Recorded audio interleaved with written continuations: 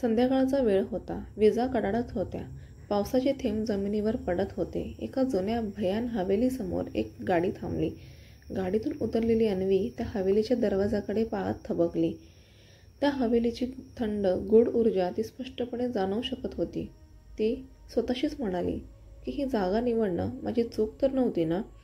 गावातील लोक तिच्याकडे विचित्र नजरेने पाहत होते, पण कोणीही काही बोलत नव्हते. हवेलीच्या आत प्रवेश करताच अन्वीला विचित्र शांतता जाणवली. भिंतीवर धुळीच्या थराखाली जुनी चित्र दिसत होती आणि पावलांवर चिरचिरणारा आवाज तिचं मन अधिक अस्वस्थ करत होता. एका कोपऱ्यात तिला एक जुनी पेटी सापडली. पेटी उघडली असता तिथे एक पुस्तक आणि एक पत्र होतं. पत्रावर लिहिलं होतं की तुझं इथे येणं योगायोग नाही. हवेली तुला निवडत असते.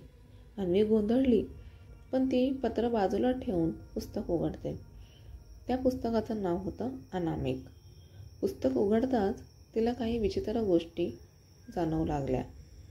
त्या पानांवर काही गोष्टी ओळखीच्या वाटत होत्या. इतक्यात हवेलीच्या मागच्या दरवाजाजवळ हालचाल झाली. ती भीतीने मागे वळली आणि समोर एक गंभीर चेहऱ्याचा उंच पुरुष उभा होता. तो विराज होता. त्याने शांतपणे तिला विचारलं की तू इथे का आली आहेस? अन्वी घाबरून म्हणाली की माझं इथे पोस्टिंग झालं आहे. मी इथे नवीन शिक्षक आहे.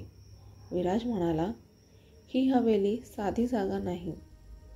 इथे जे काही घडतं ते तुला गोंधळात टाकेल. रात्रीच्या वेळेस अन्वी आपल्या खोलीत झोपण्याचा प्रयत्न करत होती, पण तिला एक विचित्र आवाज ऐकू आला. त्या आवाजाने तिला एका जुन्या खोलीत नेलं.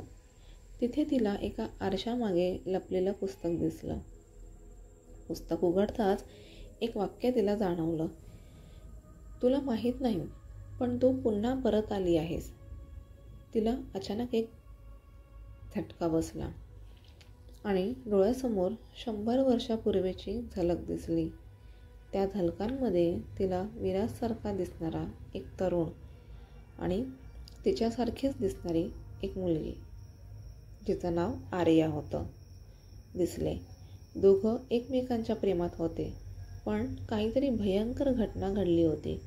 अन्वी घाबरून पुस्तक बंद करताच तिच्या खोलीत विराज उभा असल्याचं दिसलं. त्याच्या डोळ्यात वेदना होत्या. त्याने तिला सांगितलं की तुझं आणि माझं नातं या हवेलीने जोडलं आहे. प्रत्येक वेळी तू इथे येतेस, पण मला सोडून जातेस. यावेळी तू हे नातं स्वीकारणार आहेस का? अन्वी गोंधळली होती. ती या हवेलीचा भाग का होती आणि ती खरंच त्या आर्याचा पुनर्जन्म होती का? पुढे काय होणार होतं याचं उत्तर हवेलीच्या गूढ भूतकाळात दडलं होतं. अन्वीला आता तिच्या भूतकाळाशी सामना करावा लागणार होता. त्या हवेलीचं रहस्य आणि विराजसोबतच्या नात्याचं उलगडा होणं आवश्यक होतं. अन्वी गोंधळते. तिच्या चेहऱ्यावर गोंधळ आणि भीती दिसते. ती हवेलीचा भाग का आहे? विराज खरं सांगतोय का? तिचं इथलं काम फक्त एक योगायोग आहे का? पुढील भागात हे उलगडेल. व्हिडिओ आवडल्यास लाईक करा, शेअर करा आणि सबस्क्राईब करा. धन्यवाद.